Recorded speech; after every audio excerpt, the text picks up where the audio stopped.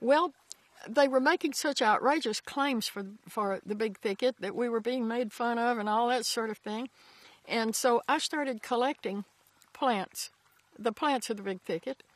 I had found a fern that I'd never seen before. I took it to Lance Rozier, and Lance said he'd never seen it before. He said, let's take it to Dr. Correll. So we did, sent it to him, and it was something that hadn't been collected in Texas before. So he came down the very next day, and he made me promise that anything I saw that was unusual, I would collect it. He gave me plant presses and literature and everything on how to collect and preserve the specimens. Botany wasn't taught at Lamar. The dean of the School of Sciences said, plants. In a 30-minute lecture, I can tell you everything you'll ever need to know about the plant kingdom. Well, Richard was trying to teach plant ecology, especially aquatic ecology, and all of the plants he was listing were misidentified and everything, so he got me involved in setting up a herbarium, which I did. My children were going to school at Crosley Elementary School in Corpus Christi, Texas. And the way I got involved in understanding the environment that I live in is one night they came home from school and said, Daddy, the refinery blew up. Of course, I said, yeah, you know how parents are, yeah. Mm-hmm. And Daddy, they put us underneath the desk. It was fun. Now I'm really listening. What is my child doing on the desk, underneath the desk? If the refinery is blowing up, that's not the safest place to be. It wasn't 2 or 3 weeks later they came home and told me the same thing. And this time it showed up on the news, 10 o'clock news, and I was outraged. And so a group of concerned people got together and said, you know, there's something wrong with the fact that our children are being put in danger, and we have to find out about it on the 10 o'clock news. So we had a meeting at some local churches, and as a result of those meetings, we formed a group called People Against Contaminated Environments, which is PACE, and I am the state executive director of that group. We took trips to the Big Thicket, and they certainly understood why the Big Thicket needed preservation. We went to Caddo Lake so they could see the bayous, went canoeing. We hauled our own canoes to Caddo Lake and camped there for that weekend, put the canoes in, and these kids had never canoed much before.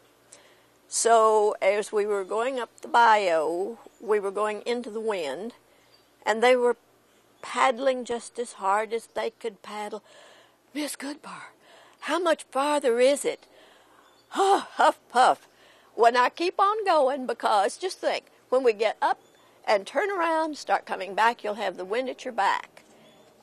We got up into wonderful places that opened up with lily pads and duckweed and the flowers in bloom and Spanish moss hanging, and they were just, they took rolls and rolls of pictures.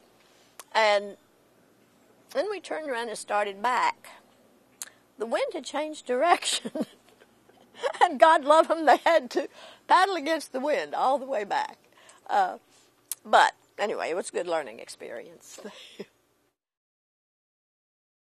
And the first case I had was against Champion Paper Company, and I opened up the file from the state of Texas, and there's no evidence. No evidence. The case was 4.5 years old, no evidence in the file. And I had the joy of meeting Dr. Walter Kibideau, truly a saint. If there is a saint in the history of Texas in this entire movement, it was the director of the Harris County Pollution Control Department, Dr. Walter Kibideau. He took no compromises anytime. He would be up in front of Commissioner's Court or the City Council. He'd be on television. He'd be demanding that people be prosecuted for polluting. And he kept a most wanted list. Well, I thought that was a great idea, but he never publicized the most wanted list. So I took it out and put a 10 most wanted list and put it in my office and said, here are the companies, and you're the most wanted, and I'm going to take you one at a time. Well, they were not used to being dealt with in that way. They had the largest law firms. And so here was this 24-year-old kid coming down here to say things like, hey, Bubba, we're going to trial. The case settled on the day of trial for a $100,000 penalty and a significant injunction. At the time, it seems small by today's standards, but it was larger than all of the penalties under the Clean Air Act and Clean Water Act in the whole history of the state in one case. The petrochemical industry, for example, it was unheard of to question them. In fact, the health department did not even have authority to investigate environmental health problems because of the powerful position of the major industry led by the petrochemical industry. When we had over 40 babies born along the border close to Brownsville, born without brains, I called the health department. I said, is it true that the pollution along the border, on the border with the maquiladoras or whatever is causing this? The response was, we don't know, and we're prevented from investigating. I said, you got to be kidding. You're the State Department of Health. They said, we have no authority. I said, well, what do we need to do? So you need to give us the authority, which I did. I authored legislation, and I announced in advance that anybody that appeared in opposition, that I would single them out as being responsible for those babies being born without brains. From what I can gather, even talking to some of the old ranchers, they described to me how the grass here used to be belly high to cattle. There's certainly no evidence of that sort of thing now. But what happened over the years to change that? In the old days, the buffalo came down here and stomped all over the place for up to a half a year, maybe a little less.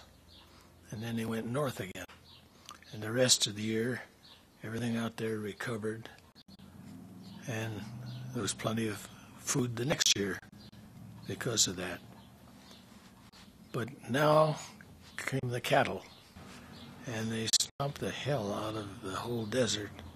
And only the hardiest plants, which the natives, the folks coming down here at that time, hate, mesquite. Mesquite's a remarkable tree. The root system has been measured in one instance, 195 feet. Gotta have water. Down. That's tough battle.